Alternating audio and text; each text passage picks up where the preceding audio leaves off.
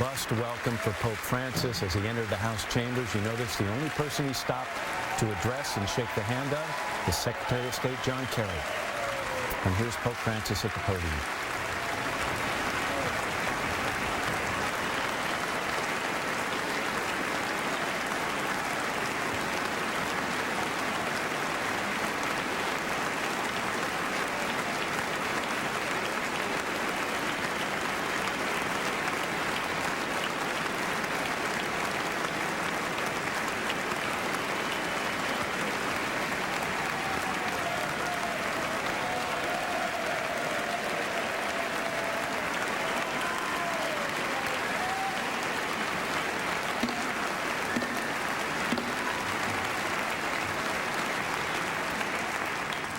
Members of Congress, I have the high privilege and distinct honor of presenting to you Pope Francis of the Holy See.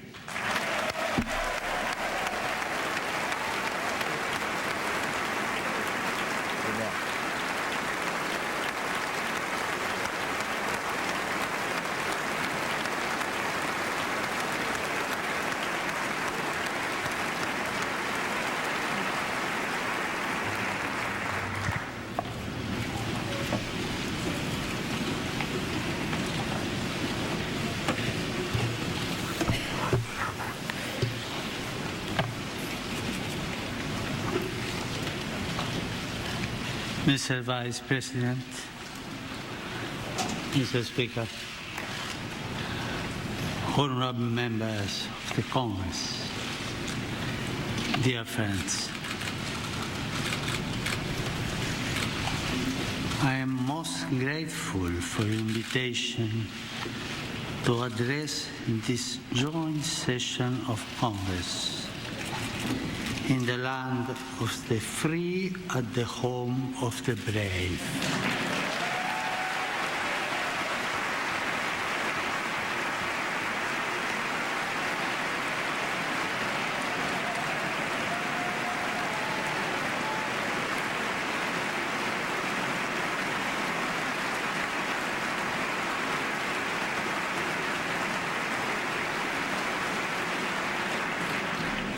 I would like to think that the reason for this is that I too am a son of this great continent from which we have all received so much and toward which we share a common responsibility.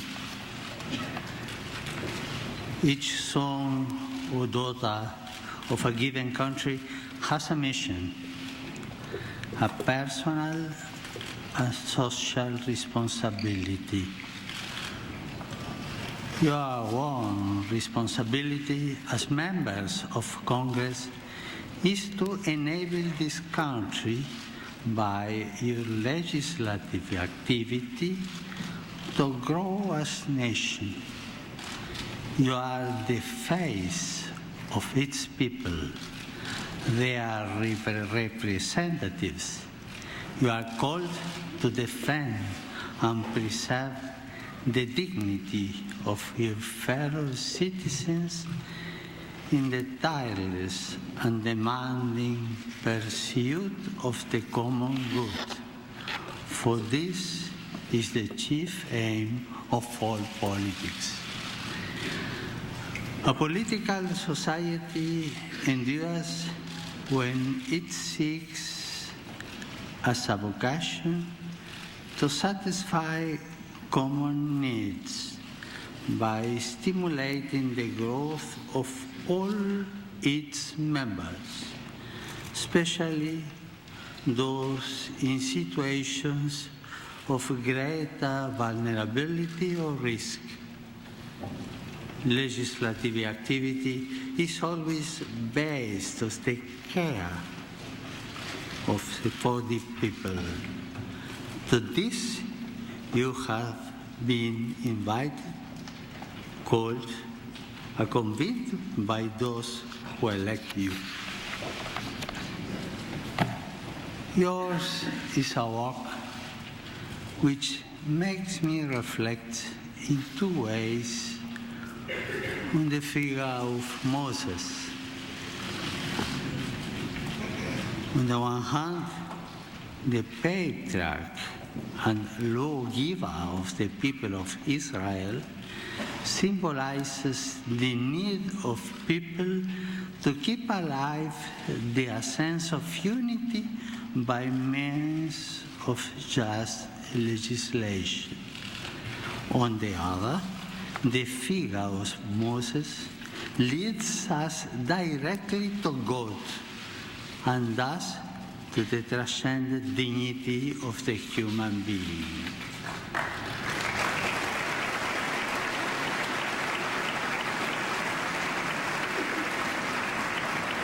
Moses provides us with a good synthesis of a work.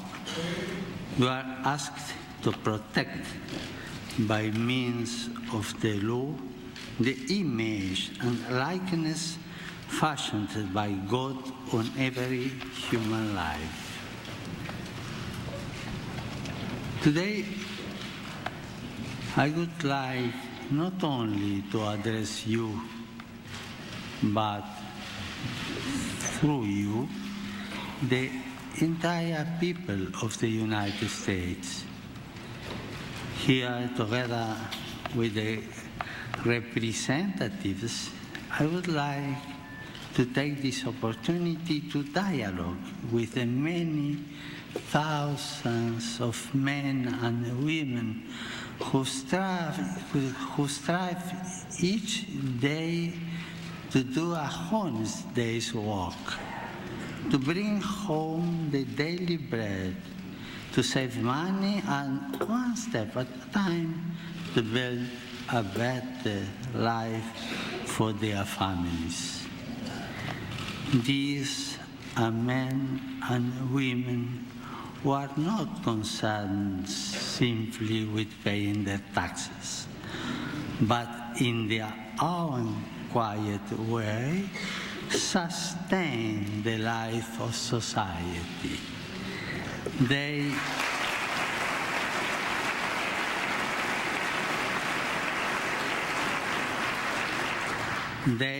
generate solidarity by their actions, and they create organizations which offer a helping hand to those most in need.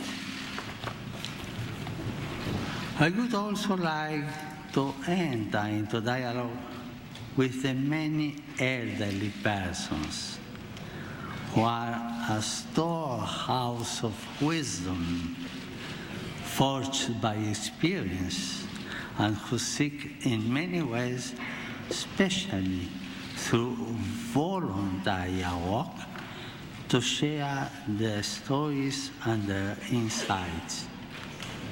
I know that many of them are retired, but still active. They keep working to build up this land. I also want to dialogue with all those young people who are working to realize their great and noble aspirations, who are not led astray by facile proposals, and who face difficult situations, often as a result of immaturity on the part of many adults. I wish to dialogue with all of you, and I would like to do so through the historical memory of your people. My visit takes place at a time when men and women of goodwill are marking the anniversaries of several great Americans.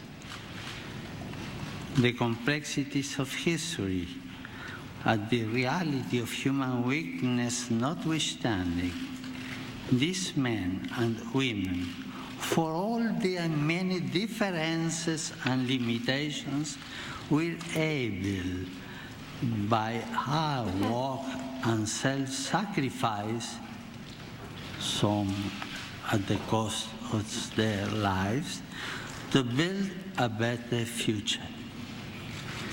They shaped fundamental values which endure forever in the spirit of the American people.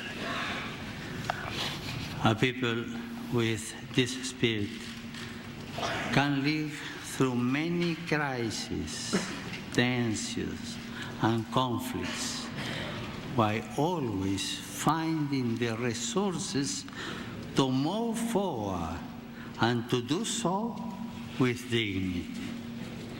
These men and women offer us a way of seeing and interpreting reality. In honoring their memory, we are inspired even amid conflicts and in the here and now of each day to draw upon our deepest cultural perception. I would like to mention 4 of these Americans: Abraham Lincoln, Martin Luther King, Dorothy Day, and Thomas Merton.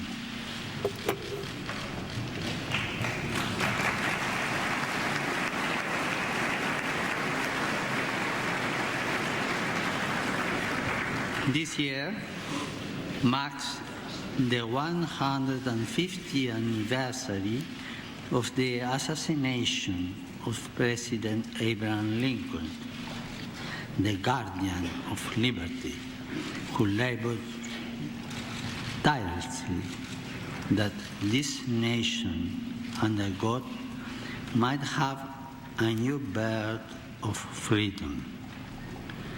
Building a future of freedom requires love of the common good and cooperation in a spirit of subsidiarity and solidarity.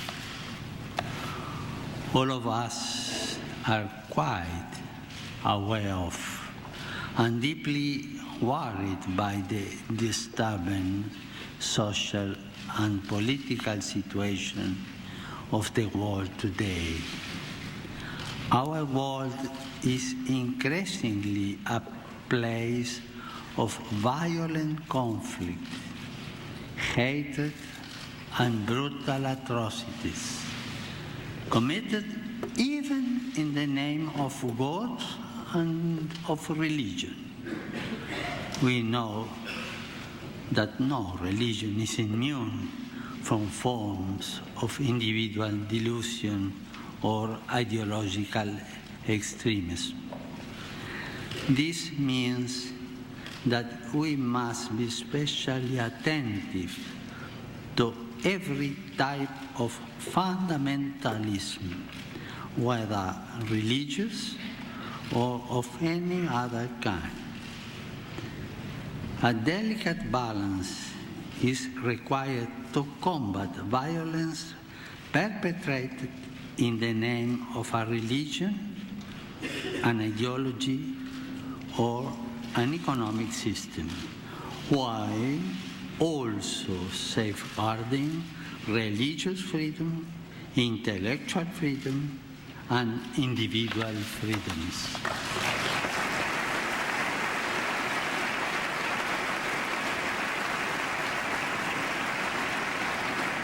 But there is another temptation which we must especially guard against. The simplistic reductionism which sees only good or evil, or if you will, the righteous and sinners. The contemporary world, with its open wounds, which affect so many of our brothers and sisters, demands that we confront every form of polarization, which would divide it into these two camps.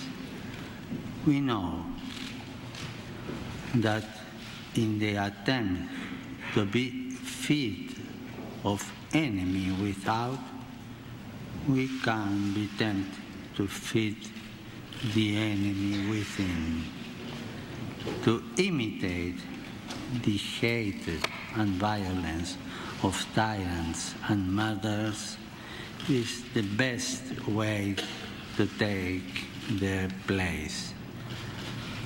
That is something which you, as people, reject.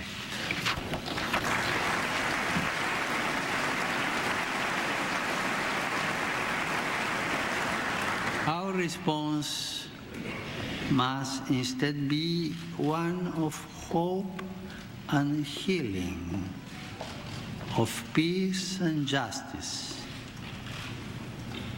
We are asked to summon the courage and the intelligence to resolve today's many geopolitical and economic crises. Even in the developed world, the effects of unjust structures and actions are all too apparent. Our efforts must aim at restoring hope, righting wrongs, maintaining commitments, and thus promoting the well-being of individuals and of peoples.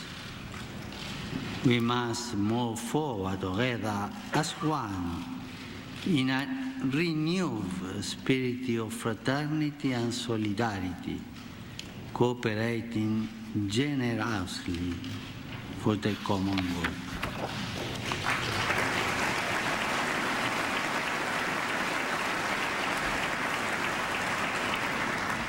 The challenges facing us today call for a renewal of that spirit of cooperation which has accomplished so much good throughout the history of the United States.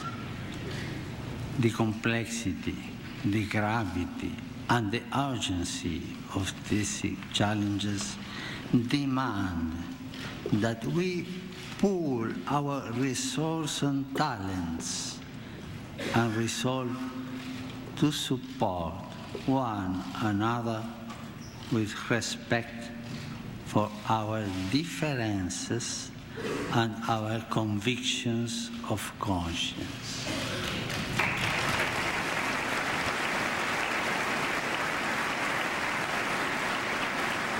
In this land, the various religious denominations have greatly contributed to building and strengthening society. It is important that today, as in the past, the voice of faith continue to be heard, for it is a voice of fraternity and love, which tries to bring out the best in each person and in each society. Such cooperation is a powerful resource in the battle to eliminate new global forms of slavery, born of great injustices, which can be overcome only through new policies and new forms of social consensus. Politics is instead an expression of our compelling need to live as one in order to build as one the greatest common good, that of a community which sacrifices particular interest in order to share in justice and peace its goods, its interests, its social life. I do not underestimate the difficulty that this involves, but I encourage you in this effort.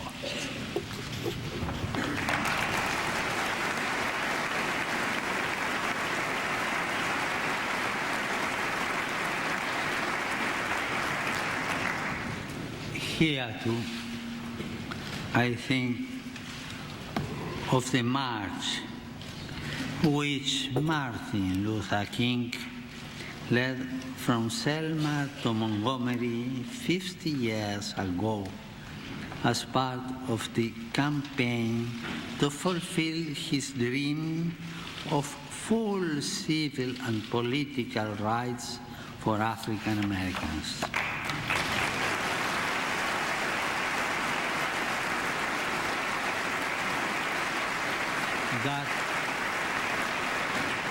That dream continues to inspire us all, and I am happy that America continues to be, for many, a land of dreams.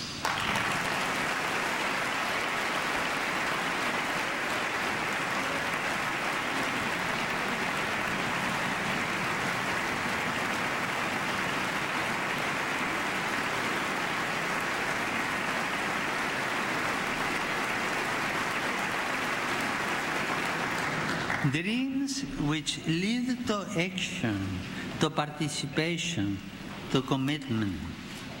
Dreams which awaken what is deepest and truest in the life of the people. In recent centuries, millions of people came to this land to pursue the dream of building a future in freedom. We, the people of this continent, are not fearful of foreigners because most of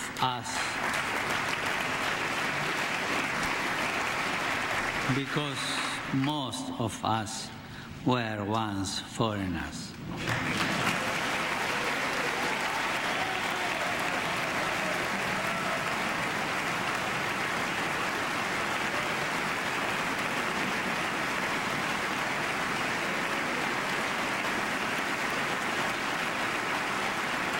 I say this to you as the son of immigrants, knowing that so many of you are also descendants from immigrants.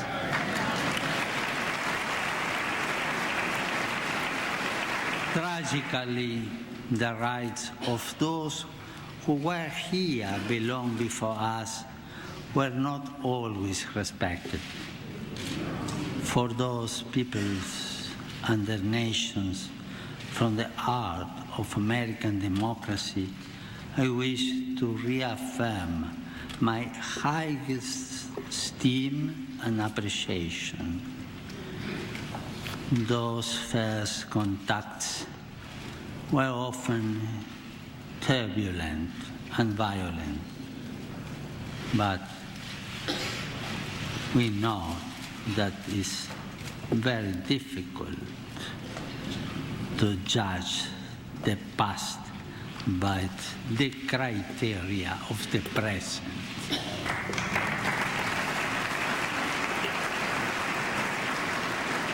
Nonetheless, when the stranger in our midst appeals to us, we must not repeat the sins and the errors of the past.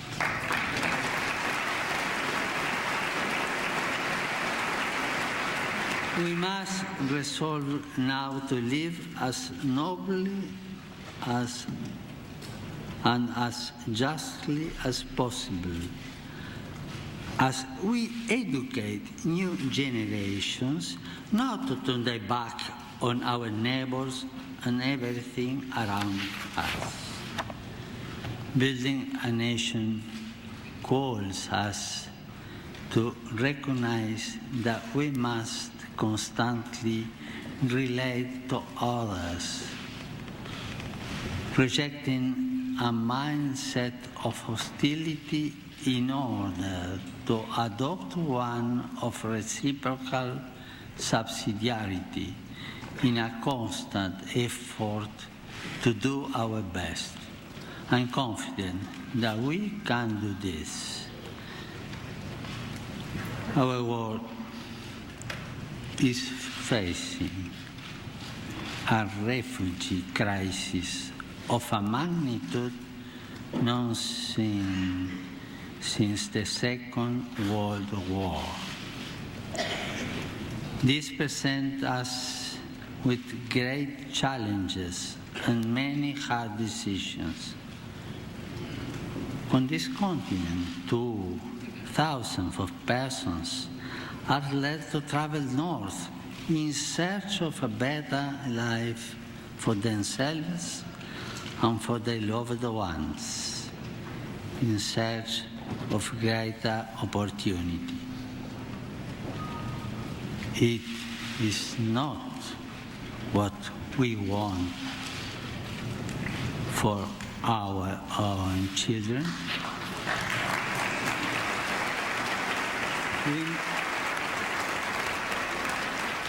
We must not be taken aback by the numbers, but rather view them as persons, seeing their faces and listening to their stories, trying to respond as best we can to their situation, to respond in a way which is always humane, just and fraternal. We need to avoid a common temptation nowadays to discard whatever proves troublesome. Let us remember the golden rule. Do unto others as you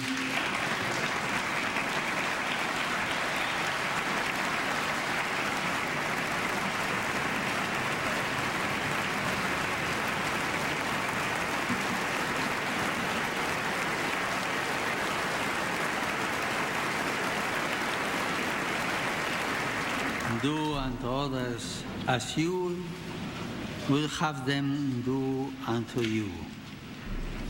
This rule points us in a clear direction.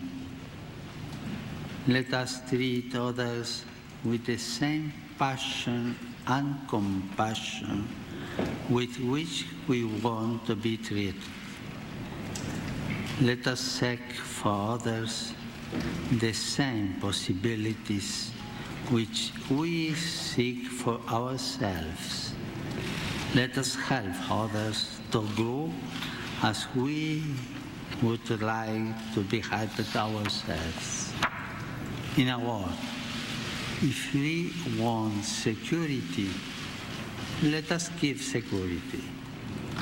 If we want life, let us give life. If we want opportunities, let us provide these opportunities.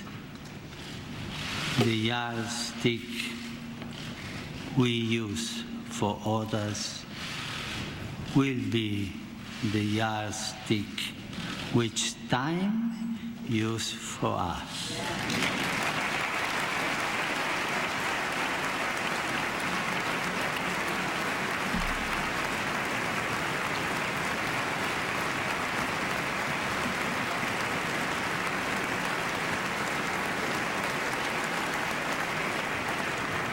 The Golden Rule also reminds us of our responsibility to protect and defend human life at every stage of its development.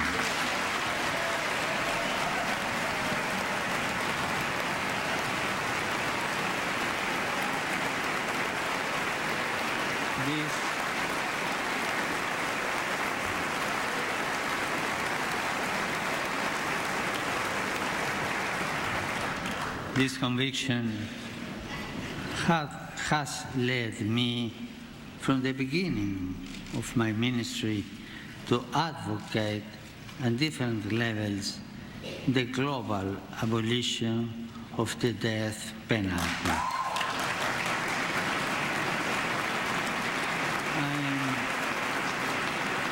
I am convinced that this way is the best, since every life is sacred. Every human person is endowed with unalienable dignity, and society can only benefit from the rehabilitation of those convicted of crimes.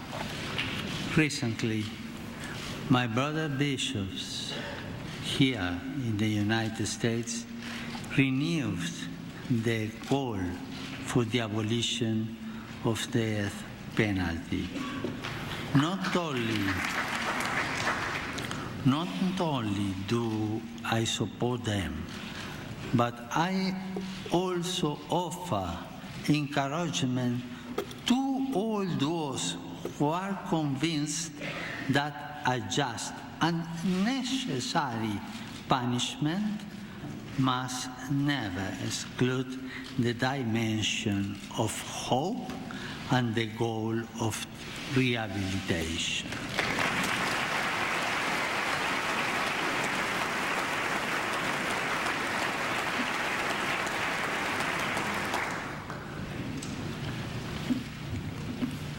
In these times, when social concerns are so important, I cannot fail to mention the servant of God, Dorothy Day, who founded the Catholic Worker Movement. Her social activism, her passion for justice and for the cause of the oppressed were inspired by the gospel, her faith, and the example of the saints. How much progress has been made in this area in so many parts of the world? How much has been done in these first years of the third millennium to raise people out of extreme poverty? I know that you share my conviction that much more still needs to be done, and in times of crisis and economic hardship, a spirit of global solidarity must not be lost. At the same time, I would encourage you to keep in mind all those people around us who are trapped in a cycle of poverty. They too need to be given hope. The fight against poverty and hunger must be fought constantly and on many fronts, especially in its cause. I know that many Americans today, as in the past, are working to deal with this problem. It goes without saying that part of this great effort is the creation and distribution of wealth. The right use of natural resources the proper application of technology and the harnessing of the spirit of enterprise are essential elements of an economy which seeks to be modern, inclusive, and sustainable.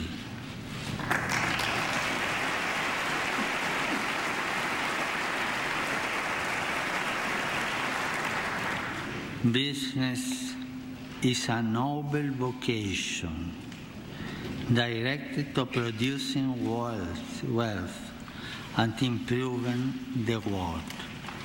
It can be a fruitful source of prosperity from the area in which it operates, especially if it sees the creation of jobs as an essential part of its service to the common good.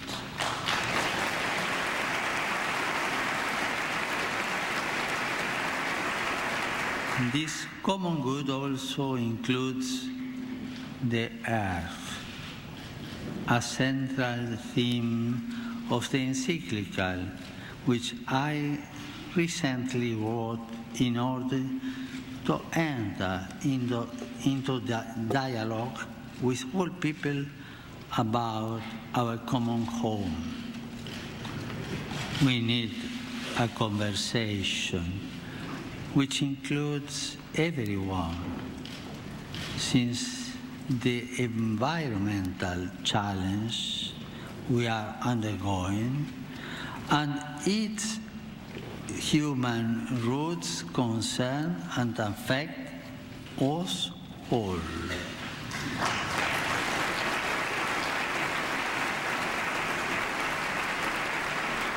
In Laudato Si, I call for a courageous and responsible effort to redirect our steps and to avert the most serious effects of the environmental deterioration caused by human activity. I'm convinced that we can make a difference. I'm sure. And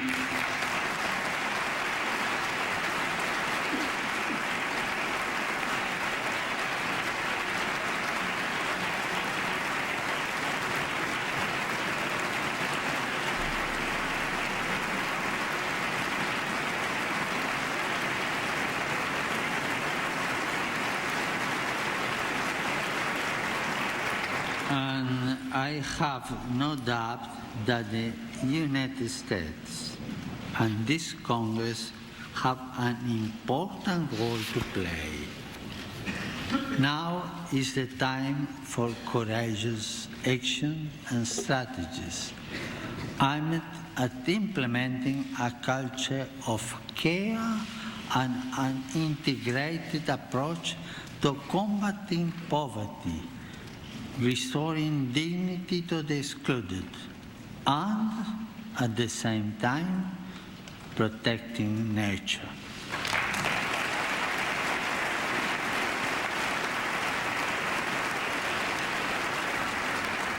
We have the freedom needed to limit and direct technology, to devise intelligent ways of developing and limiting our power, and to put technology at the service of another type of progress, one which is here, more human, more social, more integral. In this regard, I am confident that America's outstanding academic and research institutions can make a vital contribution in the years ahead.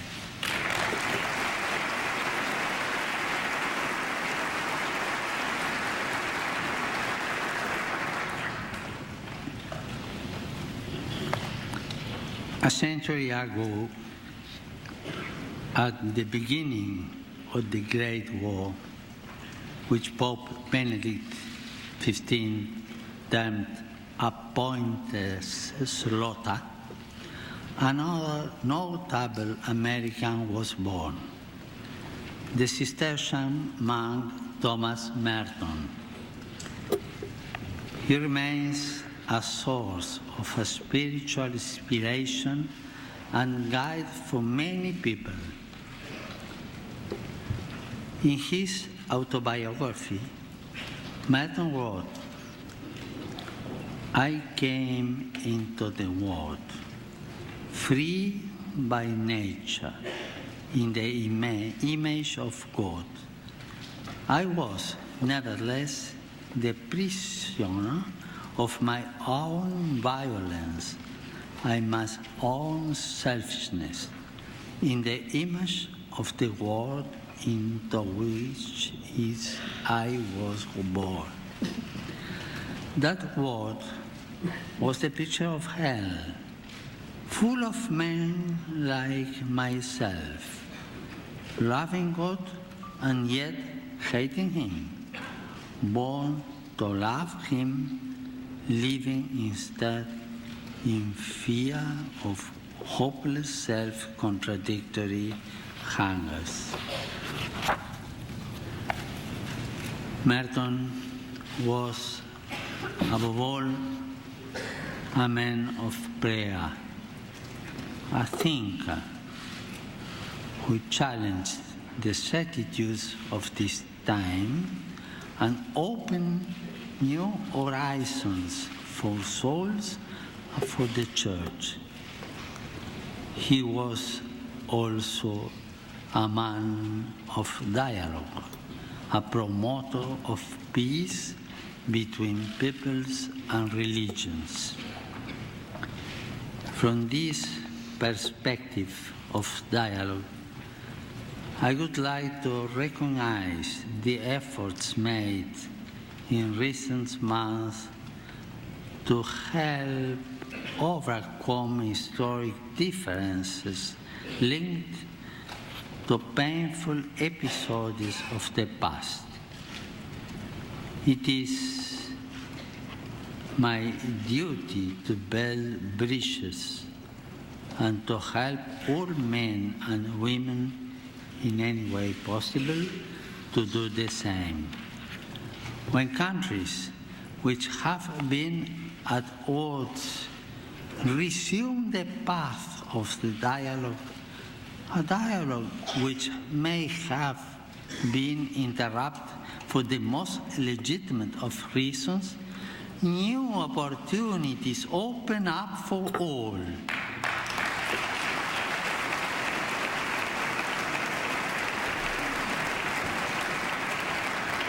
This that required and requires courage and daring, which is not the same as irresponsibility. A good political leader is one who, with the interests of all in mind, seizes the moment in a spirit of openness and pragmatism. A good political leader always opts to initiate processes rather than possessing space.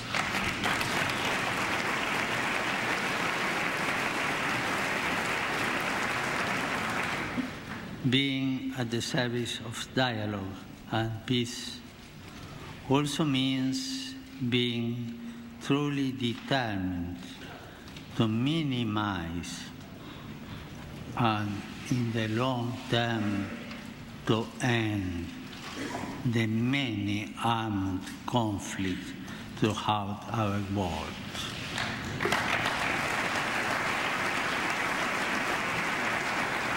Here we have to ask ourselves, why are deadly weapons being sold to those who plan to inflict untold suffering on individuals and society? Sadly, the answer, as we all know, is simply for money. Money that is drenched in blood, often innocent blood. In the face of the shameful and culpable silence, it is our duty to confront the problem and to stop the arms trade.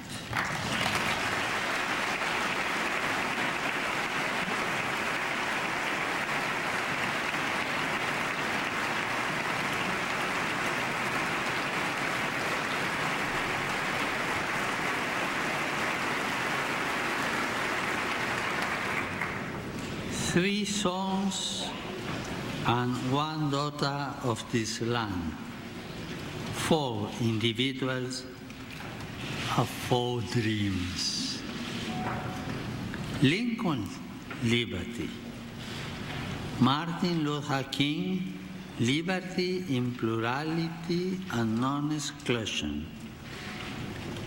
Dorothy Day, social justice and the rights of persons. And Thomas Merton, the capacity for dialogue and openness to God.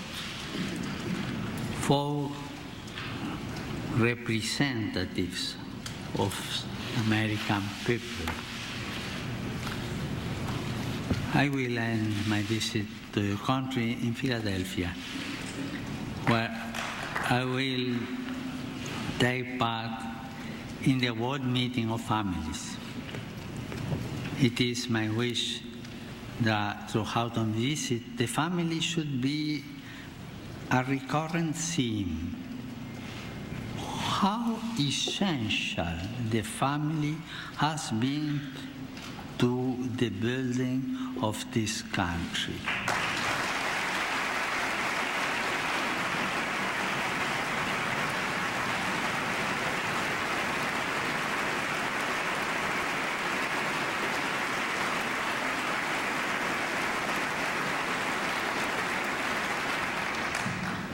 And how worthy it remains for our support and encouragement.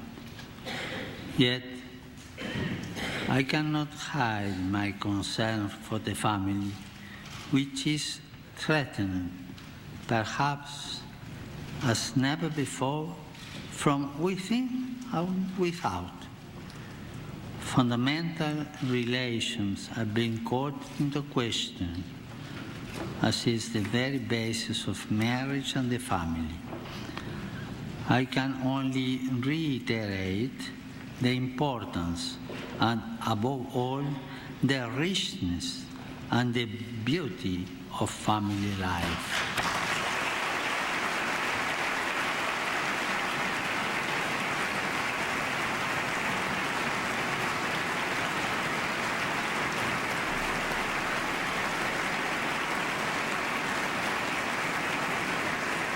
In particular, I would like to call attention to those family members who are the most vulnerable, the young.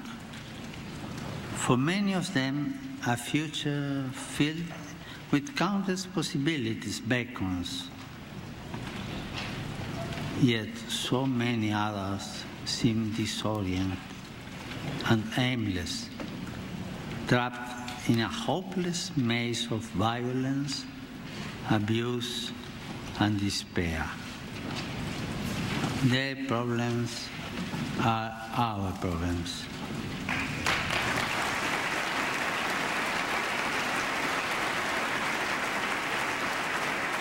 We cannot avoid them. We need to face them together, to talk about them, and to seek effective solutions rather than getting bogged down in discussion. At the risk of oversimplifying, we might say that we live in a culture with precious young people known to start a family because they lack possibilities for the future. Yet, the same culture presents others with so many options that they too are dissuaded from starting a family. A nation can be considered great when it defends liberty, as Lincoln did, when it fosters a culture which enables people to dream of full rights for all brothers and sisters, as Martin Luther King sought to do. When it strives for justice and the cause of the oppressed, as Dorothy Day did by her tireless work, the fruit of a faith which becomes dialogue and sows peace in the contemplative style of Thomas Merton. In this remark, I have sought to present some of the richness of your cultural heritage, of the spirit of the American people. It is my desire that this spirit continue to develop and grow so that as many young people as possible can inherit and dwell in a land which has inspired so many people to dream. God bless America.